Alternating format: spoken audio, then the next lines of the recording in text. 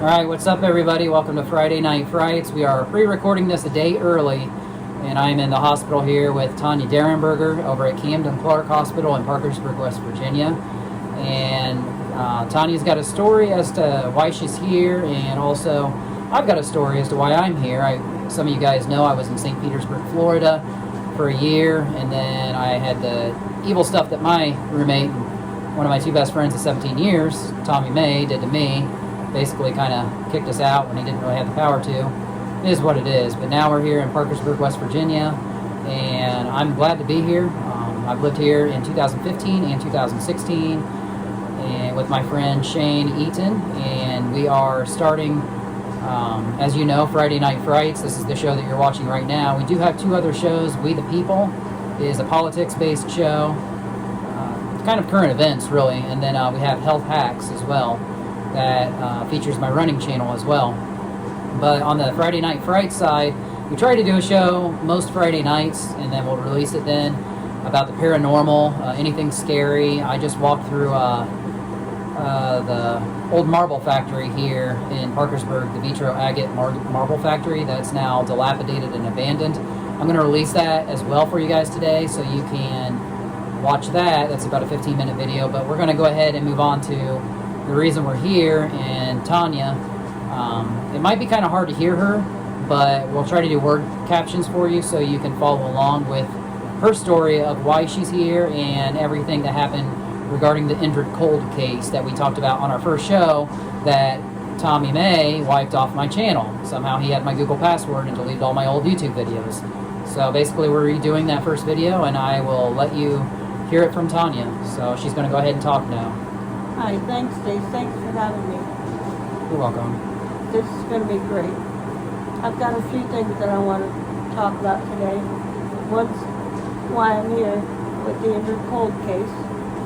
My dad was the first person to have seen Indrid Cold, who was featured on Mothman Prophecies in West Virginia in 1967. He wrote a book, and then I have a follow-up book called Beyond Lanulos. Got a page, and if you want a copy, I'm now pre-ordering third edition copies. You just go on Beyond Lanulos or my personal page and email me and let me know. I'll be more than happy to get one ordered for you. So anyway, everybody, probably most people here, I've heard of Indrid Cold, and he's been a friend of the family's for 55 years. Because it was 55 years ago in November when my dad met him.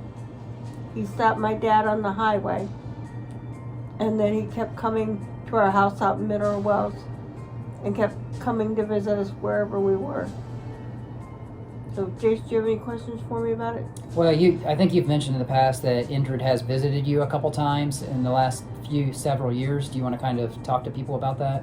Yeah, he basically, when I lived on Camden Avenue, renting a house with my daughter, he came to visit me one night. I wasn't feeling well, and I don't know I had a lot of anxiety about something. So he came by and talked to me, and he still comes by and talks to me. Even here, he was coming by to talk to me up until about a month ago. Now there's too many people around, and he doesn't like coming by. Yeah, I was going to say, so for those of you who don't know or haven't followed the Indrid Cold story, Indrid is basically, from what we know, a humanoid that is from the planet Lanulos. It's written in you and your dad's book. And he can communicate like he did with your dad on that first night telepathically. So you don't have to move his mouth to talk. He can, like you said, with thoughts and stuff.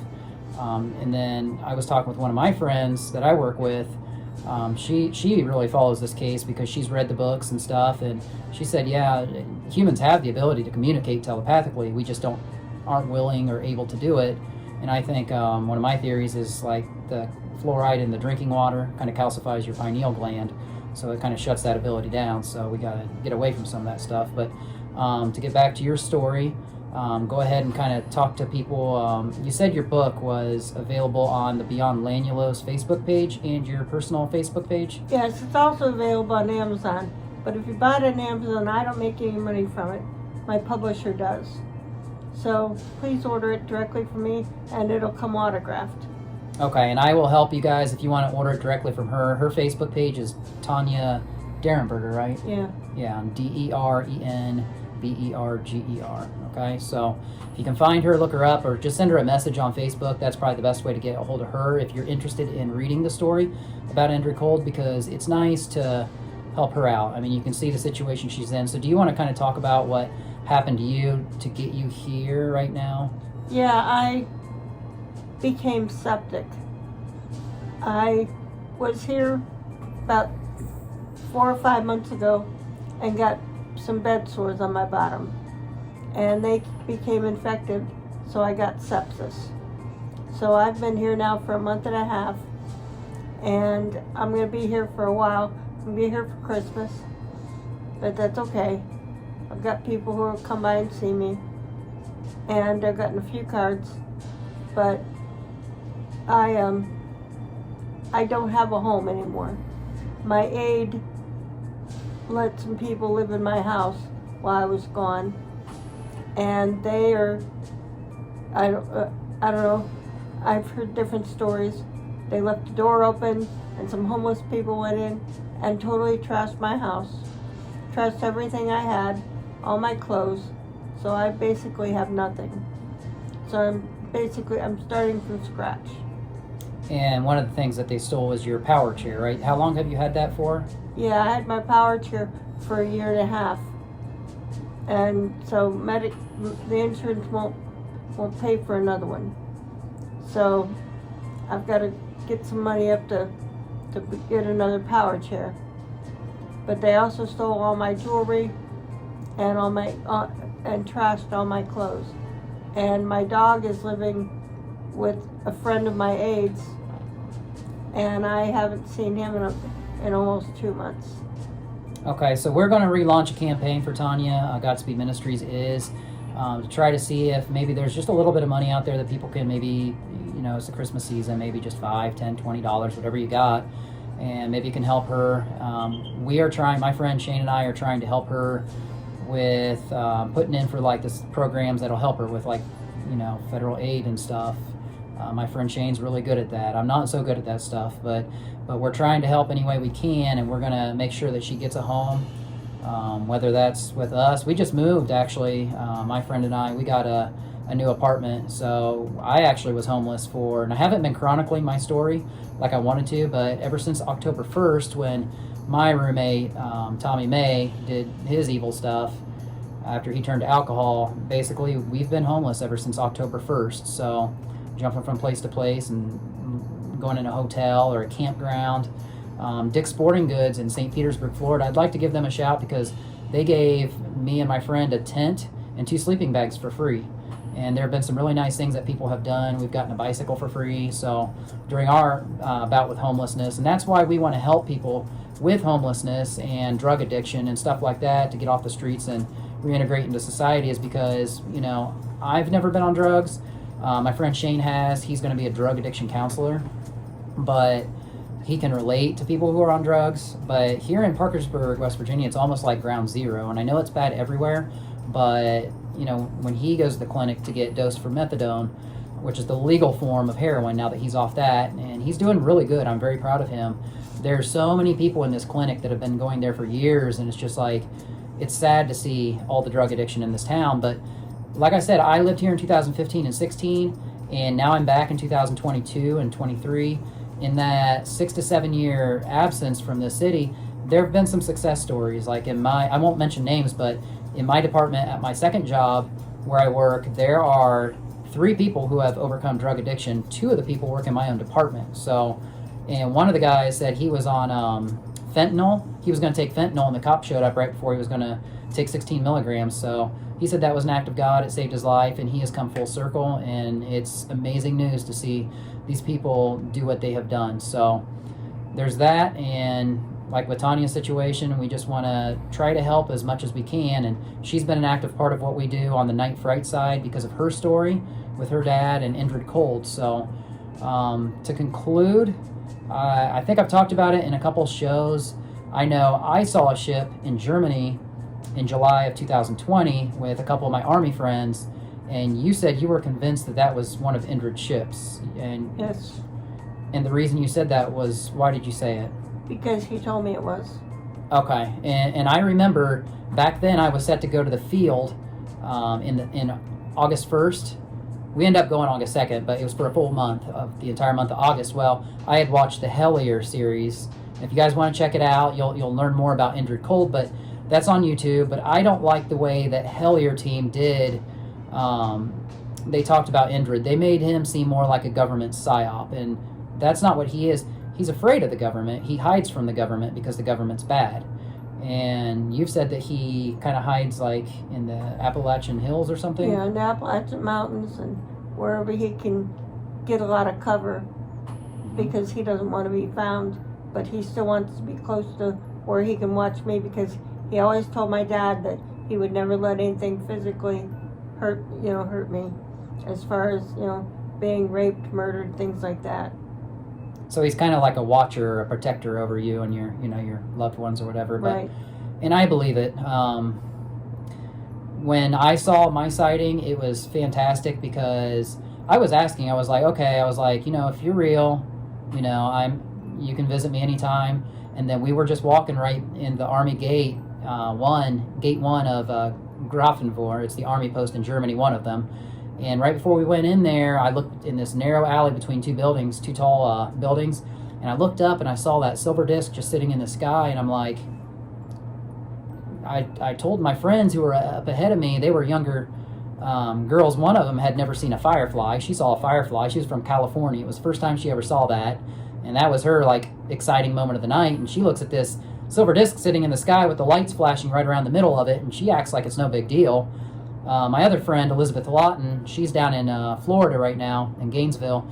She saw it, and I told her to record it, and all she got was just a little blip of light. So I don't have proof, but when that cloud covered it up and then the cloud moved away, it illuminated real bright, blinding white light. And she's like, look, and because I thought it was done, and it zoomed down like at supersonic speed to the right, and there was a visible light trail for 3 seconds like you see after a meteorite. And that was fantastic. I was pretty convinced it was one of Indrid's ships at that point too.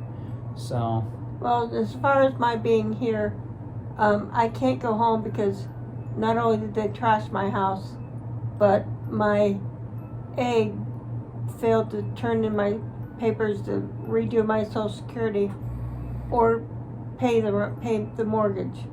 So, also, the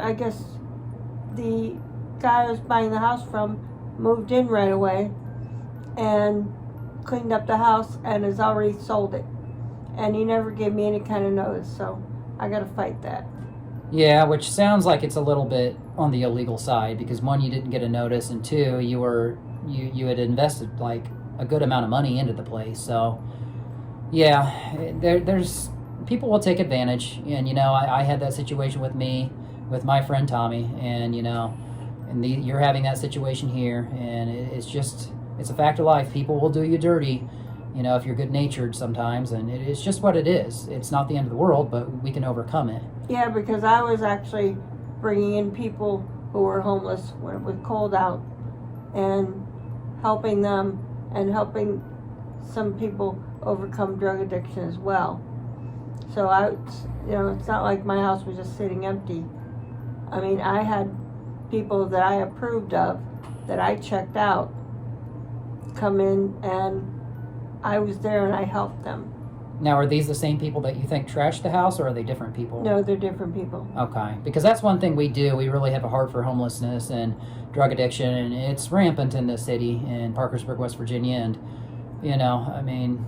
that's one thing I challenged Taunia with when we started GodSpeed Ministries, was to do 4 good things for people that were really big and impacted people's lives, and that's what she did. And she's trying to help, and we're not, her and me, I've been homeless. We just got an apartment this week, but we don't have like money to throw at people and stuff, but we want to help. So we'll get there. We'll build from the ground up, and this is going to be a very big success. I can already feel God working, and I know that I'm where He wants me to be, and we're going to make great things happen. I'm in touch with a National Guard recruiter, younger than me, walked into my job and started talking to me, and he said his dad was the owner of 3 halfway houses, and I was supposed to look him up on Facebook. So I know that things are going the way that it's supposed to go, and I can't wait to get started as we just start spreading the word of what we're doing here. But yeah, we've got 3 shows. You can find one of them. You can follow all of them. We have Telegram group chats. If you're ever interested, just get a hold of me. We can send you the invite links on Telegram. There's also a story with that where we had to chase a Freemason out who had infiltrated our group chats and was doing evil things. So it is what it is. I'll probably make another video about who that was and the things he did. But anyway, that's all I've got. Taunia, is there anything else you want to say before we go? No, I'm good. Check us out next week. Wine Indrid Cold. Yep, you're going to see a lot of Taunia. She's one of our main hosts on Friday Night Frights. So we're glad you guys tuned in, and we'll be back. So tune in next time for Friday Night Frights. Bye, everyone.